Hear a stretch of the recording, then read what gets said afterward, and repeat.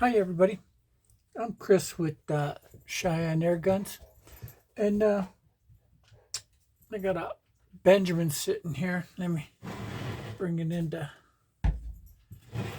focus right here. There we go. Yeah, here, I got a better idea. Let's try it like this. Yeah, this is a 317 uh, pre 1951. It had a straight bolt, but it was so rusted I couldn't get it to come out. And what happened is it broke off the bolt. It just busted it off. So I thought I'd try something different, and I got with another air gunner to see if he could help me out, and he said he could. So I'm gonna see what we can do here on that. I'll put all the components out here so you guys can see them. Well, maybe you can't see them. Let's see if I can get this. There we go. I'll move them over a little bit. All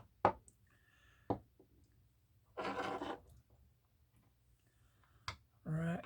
There we go. Trigger. Valve.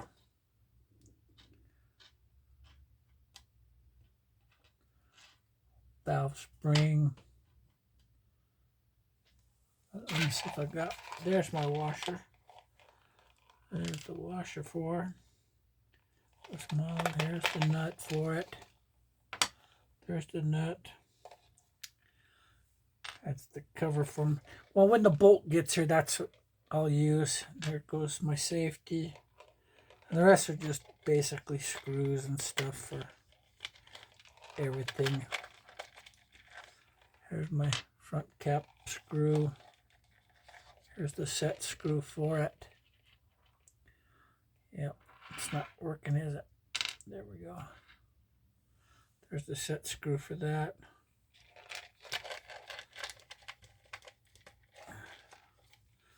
My pump arm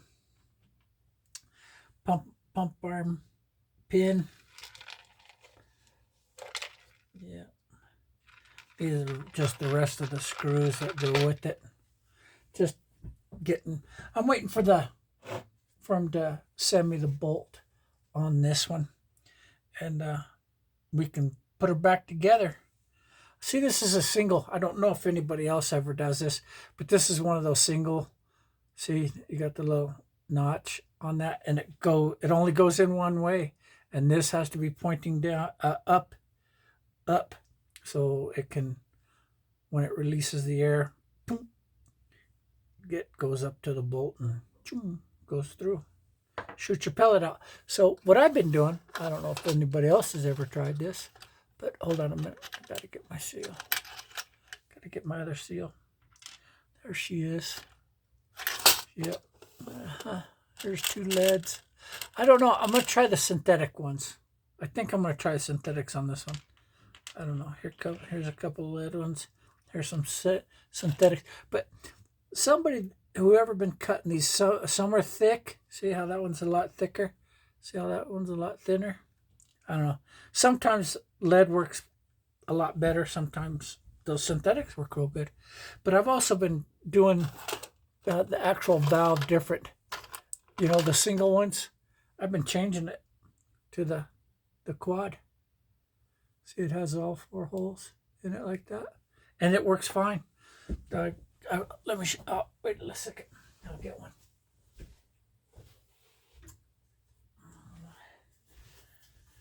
This one right here has one. It had the same type. It had the single in it like this. It had the single hole. See how that's just got the one hole? It had the single hole, and this is what I put in it. Put the 4-hole seal in it. And she's got, right now, there's nothing in it. I don't have no babies. But that's been sitting for 2 days. Sounds pretty strong. It does. Same thing, 317. See how it's got the straight bolt? Pre-1951. Always remember, keep a couple pumps in it. There's one. There's two. Yep. So, just letting you guys see that. So the next thing we did, oh, I know something I wanted to take a look, want you guys to take a look at. This was, I don't know the gentleman's name. I have no clue what. I ordered a package of 5 seal kits from him. And this is what he sent me. And this is how he sent it to me. See how it's like that? So I thought to myself, I said, well, you know what? That's where I have a lot of my problem is when I go to put this thing, when I go to put this seal and spring in, I can never get them lined up right. But look at that. It sits up there perfect. So I'm telling you, this is the ticket. I like it. I mean, you just put your gaskets on there, put the gaskets on there, put this all back on there, put your nut on there like this, right? And you send it down the tube. Whoop! I'll show you guys when we get ready to do that. You know, I could probably do that right now and have no problem with it. I won't be able to test nothing with it because I don't have the bolt. I have the hammer spring, the cap, 317, see, 317, and the front one. But this gun was another one that was a problem. It was a problem. I mean, this thing was so dirty. There was so much dirt in it. And this is another thing I thought was kind of cool. This was broke off. I mean, it was just going pink, pink, blink, blink. So I asked my brother, I said, can you solder brass? He goes, well, I thought you brazed brass. And I said, well, I don't know. I don't think so. I think because they always say about soldering it. So we tried it. Me and my brother tried it, and look, she's solid. It's not pretty. It's not the prettiest thing in the world, but I'll tell you what, she will be when I get done with her. She's nice. She'll work good. She will. It'll just take a little time. Get it all prettied up. I'm going to try to figure out a way to blacken these because I'm pretty sure that's what they were because, you know, that's not bluing. That's not a type of bluing. That's blacking of some sort. I thought I read somewhere where they have that. I don't know where, but I'm going to find out where. All right.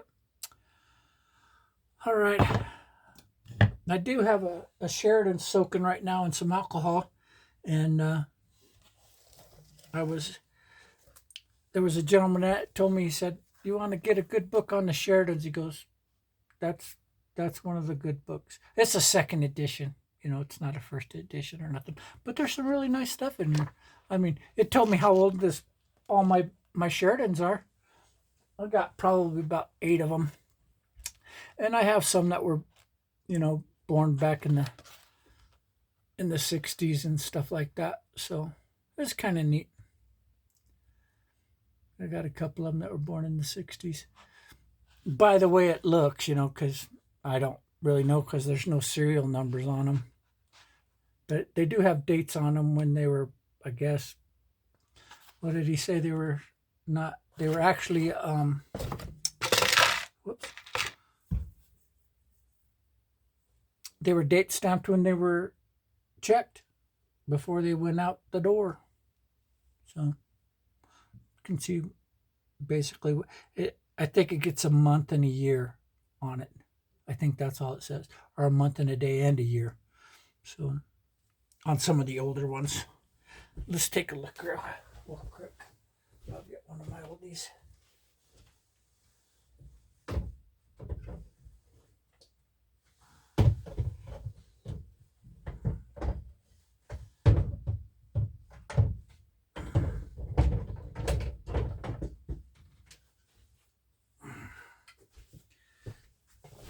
Here's one of the older ones.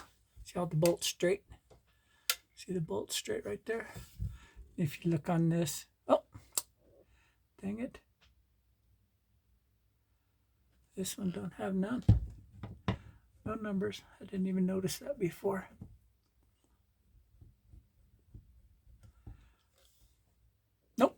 no numbers on it.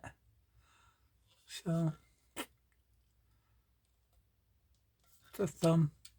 See, automatic safety. Yeah, this is a good one too. I don't have no pellets in it. See, there's no number, no serial number, because that's where they, 1971 I think, or 72, 71 I think it was, they started putting serial numbers on them and stuff like that. But see, no pellets, remember. See, that's just 2 pumps in it. What? 2. It's the way I store them. 2 pumps. Yeah, I did. That stock looked kind of rough when I got her, but she's not too shabby. Not too bad. It's not, it's a plinker. That's what most of mine are. They're plinkers. See them? She's nice. I redid all this one. This one was it wasn't that bad. It wasn't a mess or nothing, but it wasn't functioning. But she's working now. Yep.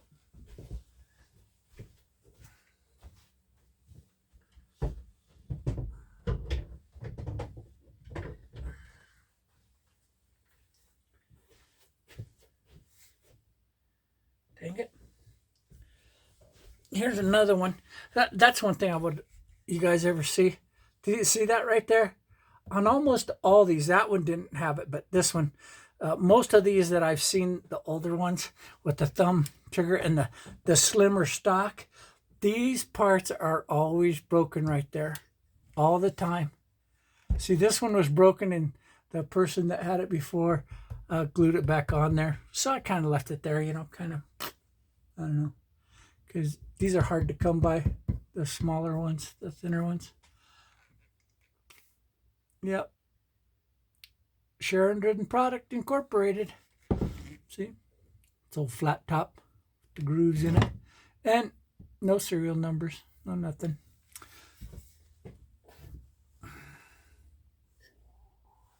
I got one silver streak. Yeah, I think. Yeah, I only have one silver streak.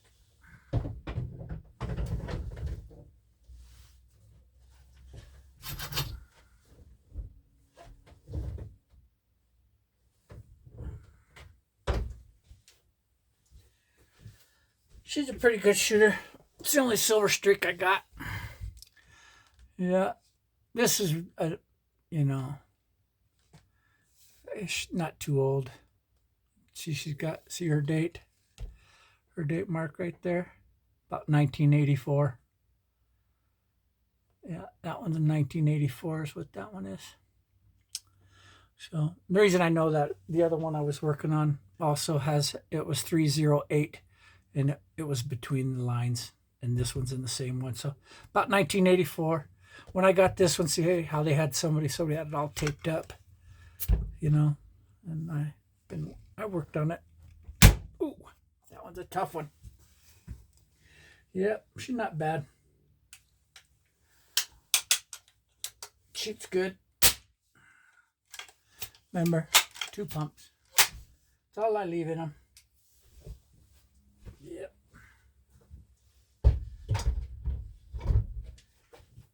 I got quite a variety of pellet guns, actually. I got the Marauder. I got a Fenwick bow. I actually bought that Fenwick bow in Germany. I was stationed in Germany when I was in the service. And I bought that in Germany from the actual factory. That was kind of neat. No, I don't think it was at the factory, but I bought it when I was in Germany. Yeah. It's a 124. Yeah. And I got a Valrau HW80. I like it. I got it in 20 cal. I don't know why, but I've always liked the 20 cal. I had a friend of mine. His name was David Bonner. He had one of the very first Beeman R1s that I've ever seen, and I was 15, 16, maybe 16 at the time. And that thing was boy, that thing hit hard, real hard. Yeah, I like that. So they said this is the closest you can get to the Beeman R1. So that's one reason I got it. I got it in 20 cal too. It was nice. Yeah. Well, I guess that's all we got for now. I'm going to try to work on this here in a little bit. And we'll see what goes on. I'll do a little editing.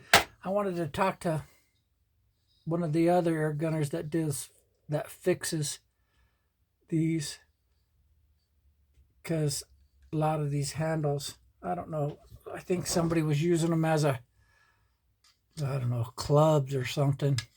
Because look at those holes. Look how they're all worn out. See how bad that is?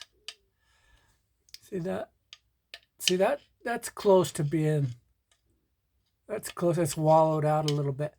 I was going to call one of the other guys that does that and see if they know anybody that can fix that. Because here's two of them that, really I can't do nothing with because they're too wallowed out, And then I have to wait for somebody to try to sell one, or find some in, at the pawn shop or gun show or gun shop or something like that. And that's very seldom, I find them. So, but when you do, sometimes it's a good deal. Sometimes it's not a good deal. But I'm trying to get these to work. Yep. So, all right. Thanks, everybody. Talk to you later.